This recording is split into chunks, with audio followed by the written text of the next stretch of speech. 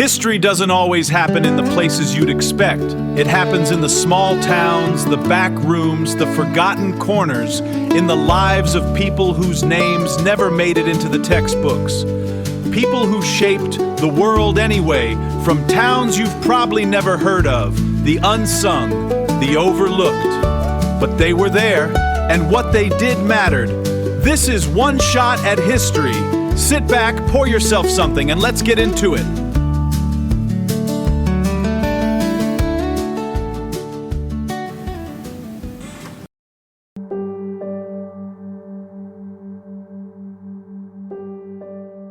It's late. July 1914. A small house just south of the railroad tracks on Valley Street in Horicon, Wisconsin. A man is asleep in his bed. His name is Joseph Dejanovich. He's a laborer.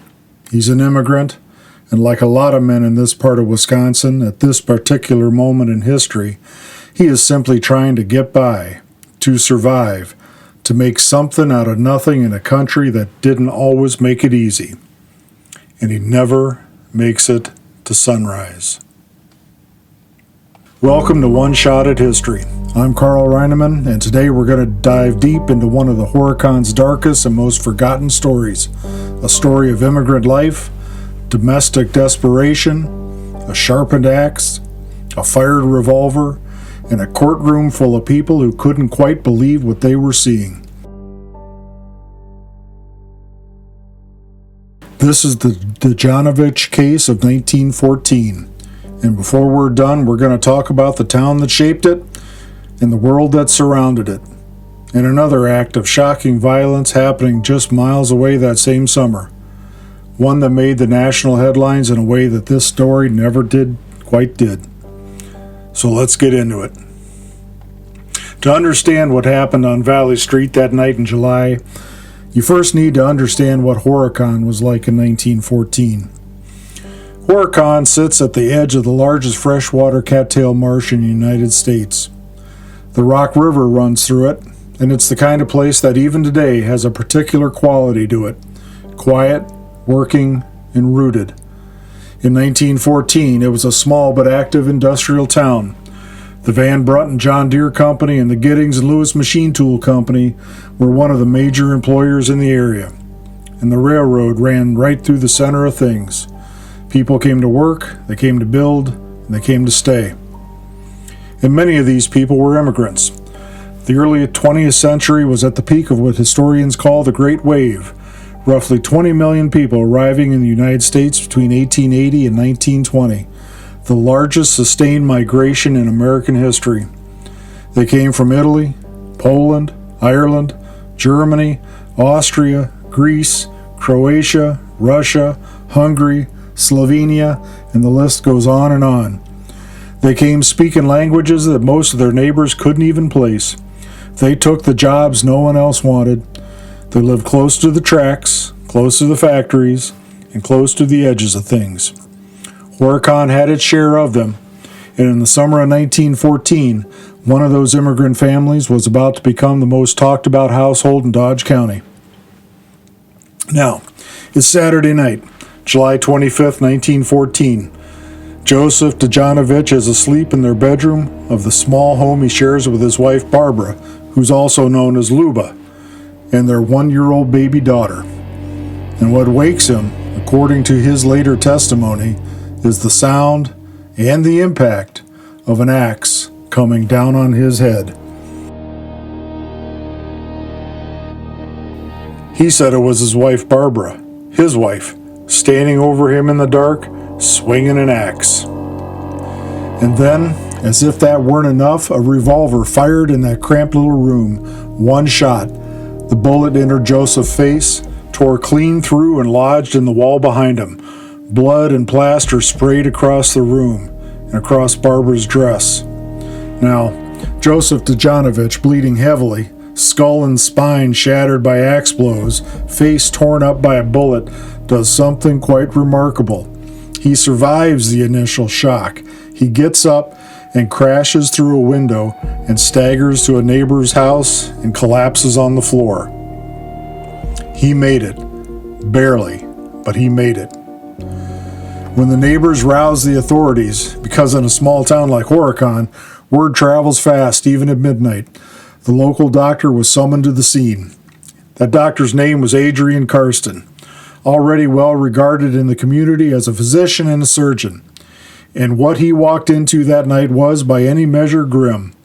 A bedroom splattered with blood and plaster, a revolver with one spent chamber, and a young man who, by all medical reason, should not have been alive. Karsten made the call that likely saved Joseph's life, that got him on a train to Milwaukee. A country doctor in 1914 could only do so much. The fractures, the blood loss, the bullet wound to the face. He needed a hospital, and he needed surgeons, and he needed it fast. Now, think about what that meant in 1914. There were no ambulances, we know them. No emergency rooms waiting with trauma teams. You flagged down a train. You laid a bleeding man across the seat, and you hoped the surgeons in the city could figure out the rest. It was medicine practice at the edge of what was possible. Early reports from Milwaukee Hospital were not optimistic. Joseph Dejanovich was, quote, not expected to recover, unquote. Meanwhile, back in Horicon, the evidence was piling up. The night watchman, a man named Murray, produced the revolver with its one empty chamber. The chief of police collected the bullet, pulled from the wall in the bloodstained nightgown said to be Barbara's. And then came the detail that would haunt the entire case. A neighbor named Jacob Butchert came forward. He told the investigators that the days before the attack, Barbara had come to him and brought an axe for him to be sharpened. Premeditation. That's what the prosecutor saw in that detail. Not a crime of passion, not a snap decision in the night. A woman who planned, a woman who prepared, and a woman who sharpened the blade. That single piece of testimony would echo through every stage of the proceedings that followed. Now, who were they?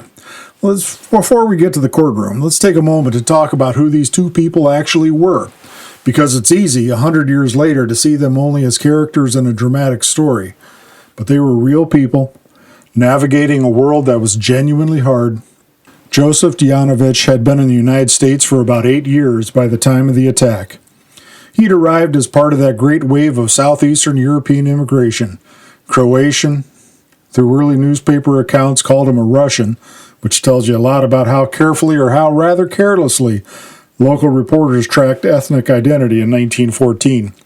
He'd arranged for Barbara, or Luba as she was known, to come over from Europe roughly 2 years before with the assault. He paid her transportation. They married in Beaver Dam soon after she arrived. Within a year, they had a daughter. That's a story that was playing out in thousands and thousands and thousands of households across Wisconsin at exactly this moment.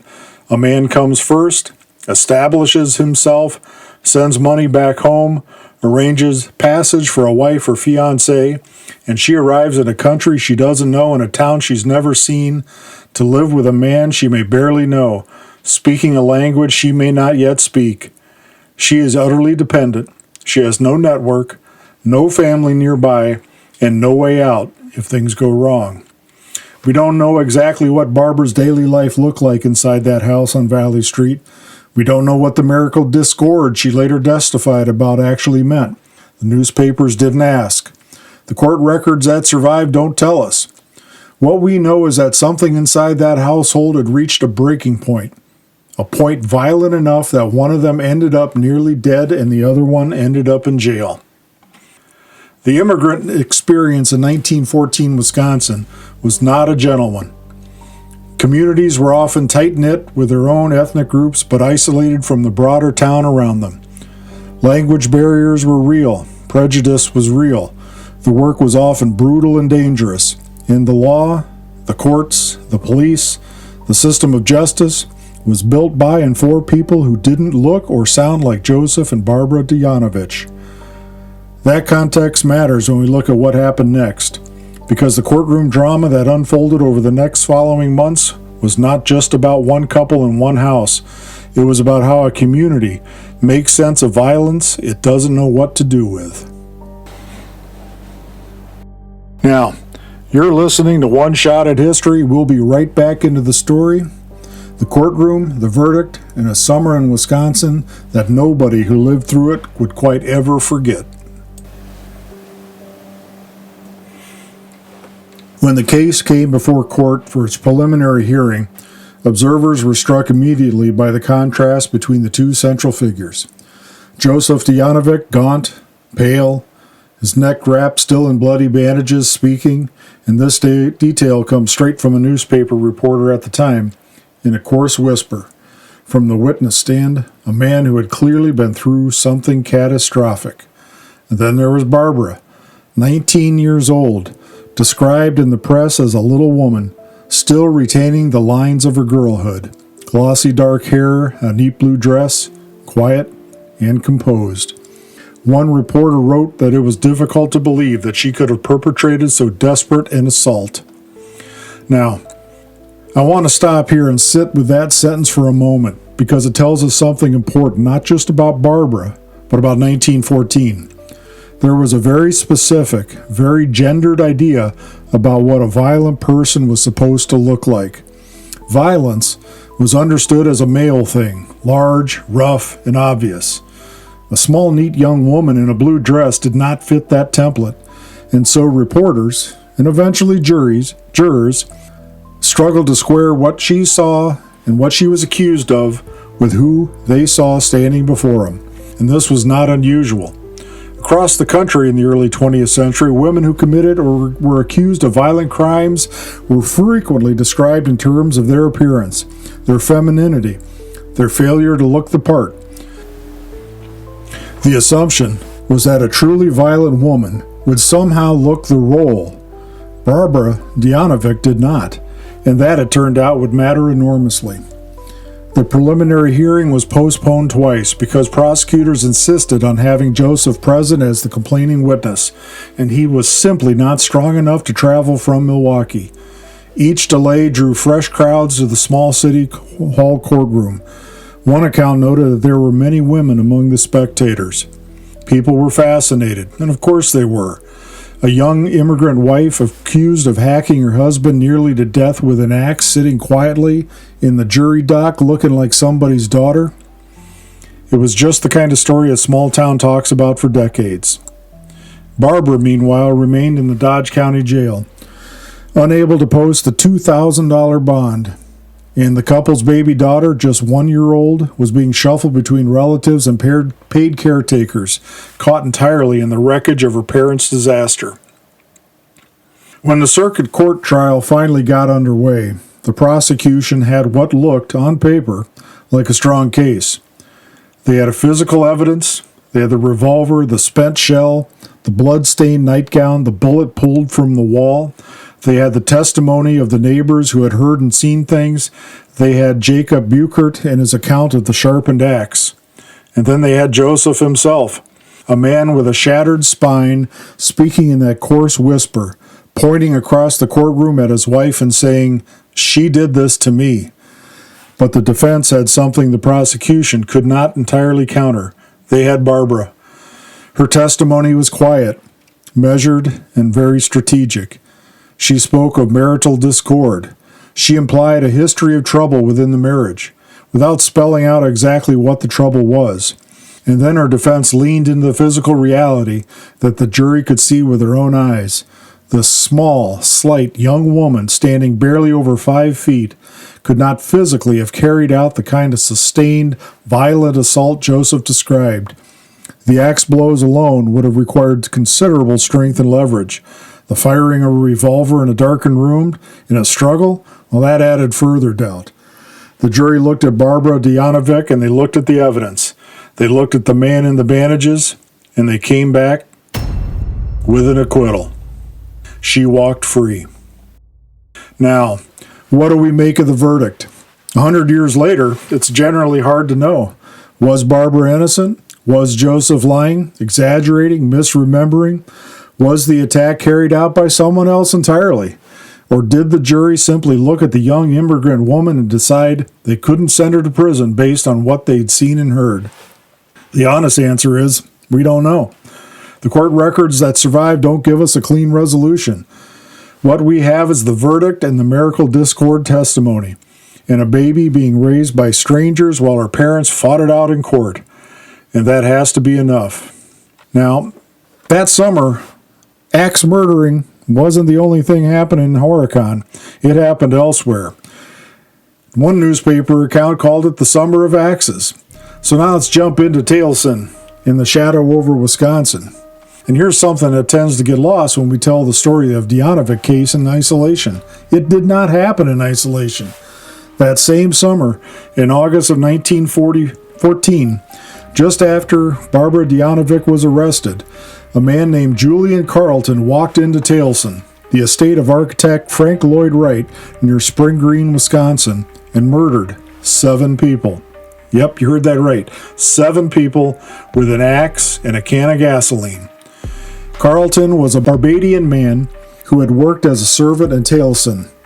He set fire to the dining room during lunch and then waited at the exits with a hatchet, attacking people as they tried to escape. Among the dead were Mama Borthwick Cheney, Wright's companion, and her 2 children. It was one of the most horrific mass killings in Wisconsin history, and it made national headlines for months. Now, why does that matter to our story? Because Wisconsin newspapers that summer were running these 2 stories side by side. The sensational axe attack at the famous architect's famous estate, and the domestic axe attack here in this little marsh town of Horicon. Both involving axes, both involving questions of violence, motive, justice. Both unfolding in the same weeks, in the same state, against the backdrop of a world that was itself lurching toward catastrophe. Because in those same weeks, Europe was sliding into war, which would soon become World War I. It was a summer when violence felt close, not abstract, not something that happened far away to people you didn't know. It felt like it could come through any window, it could come down any road and into any house. Yet the 2 stories were received very differently. The Taliesin massacre became part of the Frank Lloyd Wright mythology, a defining tragedy in the life of a famous man, written about in biographies, adapted for television, discussed in architecture schools. Julian Carleton died in custody before he could be tried. The Dejanovich case, it faded. A few columns in the Horicon Reporter and the Beaver Dam papers. A brief mention during divorce proceedings 3 years later, and then nothing. The couple moved on, or tried to. The town moved on. The story sank into the archives, into the yellowed clippings, and into the silence that covers most of what actually happened to most people. And that's why we're here today, because the stories that fade are often the most human ones. The story of Joseph and Barbara Dejanovich has a few more chapters, though. None of them are tidy. Joseph recovered from his injuries, but not fully. The doctors had been right. The axe blows to his spine left him with a permanent damage. He survived, but the man who walked away from that Milwaukee hospital was carrying something the hospital couldn't fix. By 1917, he was back in court, not as a victim this time, but as a divorce defendant, accused of failing to support his family. The judge granted the divorce to Luba, but in a strange final twist, noting what the record called her deranged mental manner, the judge awarded custody of the children to Joseph and ordered Luba to pay a small monthly sum in alimony. Now, let's think about that for a moment. This is 1917. The woman who had been acquitted of trying to kill her husband was now ordered to pay him. The man who had accused her of attempted murder now had custody of their children. Whatever had happened inside that house on Valley Street, and whatever the truth of the 1914 attack really was, the family that emerged from these courtrooms was shattered beyond reassembly. Joseph moved eventually to Mayville, and then on to Milwaukee. He died there on December 15, 1943. He was 57 years old, and he's buried at the Holy Cross Cemetery and Mausoleum. Luba Dejanovich disappears from the record after 1917.